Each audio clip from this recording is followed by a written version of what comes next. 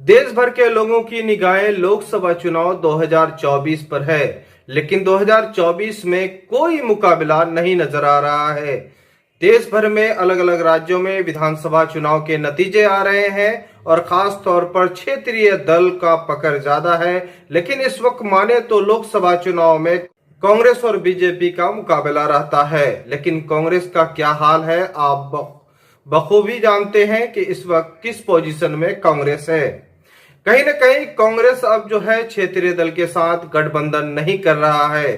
चाहे वो विधानसभा चुनाव उत्तर प्रदेश हो, उत्तर प्रदेश में भी आम आदमी पार्टी अलग चुनाव लड़ा, बहुजन समाजवादी पार्टी अलग, समाजवादी पार्टी अलग और कांग्रेस अलग लड़ा है। इस वक्त कहीं ना कहीं मजलिस इत्तेहादुल मुस्लिमीन भी लड़ा है। अब बताते चले कि आखिर जो है इस बार जो चुनाव लोकसभा चुनाव होगा, क्या सच में मुकाबला होगा या नहीं होगा। और लगातार कहीं ना कहीं उत्तर प्रदेश का रिजल्ट में अखिलेश यादव को वहां के 80% वोट जो है मुस्लिम वोट वो अकेले ले रहे हैं और वहां पर भी वो सरकार नहीं बना पा रहे हैं। अगर बिहार की माने तो बिहार में किशनगंज ही सीट जो है कांग्रेस के खाते में जाता है, चूंकि किशनगंज में 80% लोग मुस्लिम हैं। कहीं ना कहीं देश का यही आंकड़ा है, अलग अलग जगह का यही आंकड़ा है। मुस्लिम वोट जो है कभी कांग्रेस को मिलता है तो कामयाब हो जाता है, समाजवादी पार्टी को मिलता है, आरजेडी को मिलता है बिहार में, तो वहीं बंगाल में ममता बनर्जी को मिल रहा है। लेकिन इस वक्त जो है लोगों की निगाहें लोकसभा चुनाव पर है और लोकसभा चुनाव में इस बार माने तो आसानी से बीजेपी का सरकार फिर नजर आ रहा है। और खास तौर पर बीजेपी इस वक्त कहीं न कहीं सरकार बनाने के लिए लगातार पूरा प्रयास कर रहा है और जितनी भी ताकत लगाना है वो लगा रहे हैं। लेकिन कहीं न कहीं क्षेत्रीय पार्टी के साथ कांग्रेस का गठबंधन नहीं हो पाना और कांग्रेस इस वक्त कमजोर दिखाई दे रहा है। अब बताते चले कि मुस्लिम मतदाता इस हालात में क्या करे, अपना वोट का मुजाहरा किस तरह करे। क्योंकि बैरिस्टर असदुद्दीन ओवैसी का तो सरकार बनती नहीं है, क्योंकि अलग अलग राज्यों में वो चुनाव लड़ रहे हैं और खास तौर पर चुनाव के वक्त जो है यही मुद्दे आते हैं कि बैरिस्टर असदुद्दीन ओवैसी की पार्टी एमआईएम क्या कुछ सीटों को लेकर सरकार बनाएगी या बना पा रही है, ये सारे सवाल आ रहे हैं। और शुरुआती दिनों में तो उनको बीजेपी का एजेंट भी कह देते हैं। लेकिन बैरिस्टर असदुद्दीन ओवैसी साहब का साफ तौर पर कहना है कि वो सरकार बनाने नहीं आए हैं, भागीदारी हिस्सेदारी की लड़ाई लड़ रहे हैं। और यही भागीदारी हिस्सेदारी की लड़ाई उत्तर प्रदेश में भी लड़े और उत्तर प्रदेश के लोगों ने ताक में रखकर हिस्सेदारी भागीदारी एक तरफा वोट जो है समाजवादी पार्टी को दे दिए। समाजवादी पार्टी को इसलिए दिए कि वहां पर बीजेपी को हराना था और बीजेपी को हारने का ठेका जो है मुस्लिम मतदाता ले रहे हैं और मुस्लिम मतदाताओं पूरी ताकत लगाने के बावजूद भी वहां पर सरकार जो है अखिलेश का नहीं बना पाया। अब साफ संकेत है कि 2024 आ रहा है और 2024 में क्या करेगा मुस्लिम मतदाता।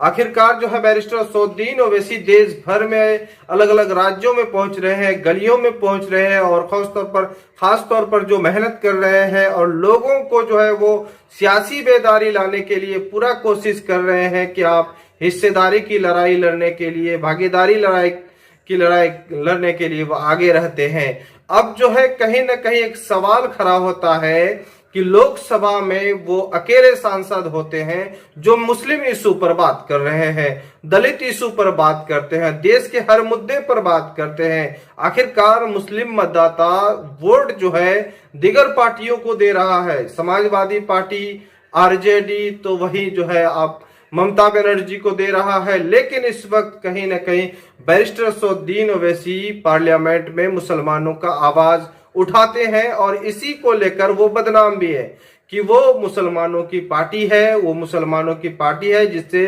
हिंदू लोग उसे वोट नहीं देते हैं, बहुत कम तादाद में उसे वोट देते हैं। और जो हिंदू उसे समझते हैं वही वोट देते हैं। जिस तरह से हैदराबाद के लोग बखूबी उसे जानते हैं कि वो किस तरह के इंसान है, वो किस तरह का डेवलप कर सकता है। लेकिन बाकी जो राज्यों के लोग अभी इतने पहचाने नहीं है। हालांकि मुस्लिम जो मतदाता है वो खुद नहीं पहचाने हैं। चुनाव के वक्त कहीं ना कहीं सभाओं में तो साथ दे देते हैं, लेकिन वोट देने के वक्त जो है बैरिस्टर असदुद्दीन ओवैसी साहब को भूल जाते हैं। और उस वक्त कहीं ना कहीं सरकार को जो है बनाने के लिए, चाहे वो अखिलेश की सरकार हो या तेजस्वी की सरकार हो, बनाने के लिए अपना वोट करते हैं।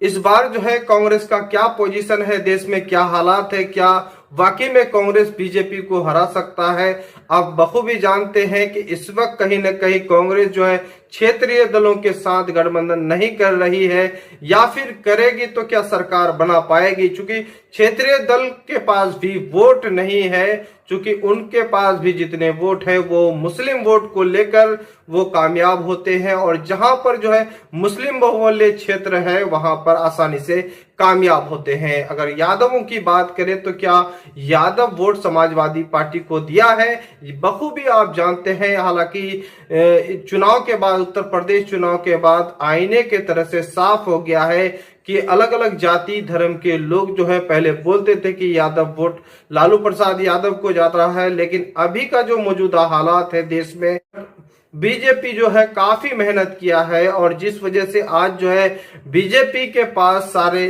लोग जो है अपना वोट का फैसला देते हैं। अब बीजेपी जो है किस तरह से मेहनत किया है बखूबी आप जानते हैं। अब जो है लोकसभा चुनाव की बारी आ रही है।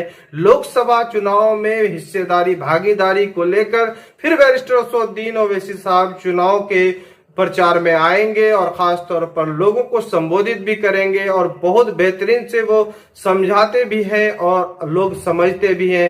सभा स्थल से आने के बाद जब वोट का दिन आता है तो वहां बदल जाते हैं। लेकिन इस बार जो है क्या बीजेपी सरकार फिर बना रही है, जैसा आंकड़े आ रहे हैं। लेकिन कांग्रेस का क्या हालात है, क्या आपका वोट कांग्रेस को अगर जाता है तो वो जीत पाता है, ये बातें सामने में आ रही है। और लोग जो है अभी से चर्चा कर रहा है कि कहीं न कहीं इस बार भी जो है कांग्रेस जो है बीजेपी के साथ मुकाबला नहीं रहेगा। बीजेपी का एक तरफा सरकार 2024 में फिर से बनने जा रही है, और बैरिस्टर असदुद्दीन ओवैसी साहब फिर से लोगों के बीच पहुंचेंगे, चिल्लाएंगे और लोगों से संबोधित करेंगे और सियासी बेदारी लाने का लाख प्रयास करेंगे। लेकिन मुस्लिम मतदाता का फैसला क्या होगा आने वाले दिनों में बताया जाएगा। फिलहाल लेकिन सियासी माहौल गर्म हो रहा है। अब जो है तमाम सेकुलर पार्टियां जो कह रहे थे वो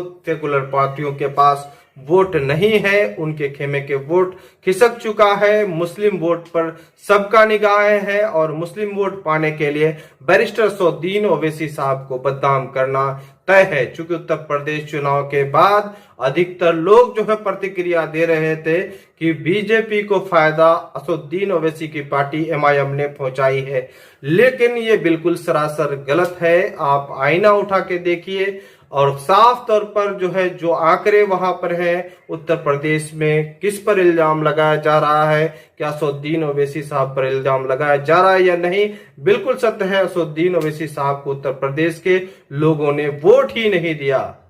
क्योंकि अगर वोट देता तो वहां पर अधिकतर उम्मीदवारों का जमानत जब्त नहीं होता। कोई भी उम्मीदवार अगर खड़ा हो जाता है तो 1000-2000 वोट जो है आसानी से गिर जाता है, जो बिना प्रचार के होता है। तो वहां पर वही हाल हुआ। बहरहाल आप देख रहे हैं द मैसेज न्यूज। इस तरह न्यूज पाने के लिए हमारे चैनल को सब्सक्राइब करें, अच्छा लगे तो लाइक करें, दोस्तों को शेयर करें।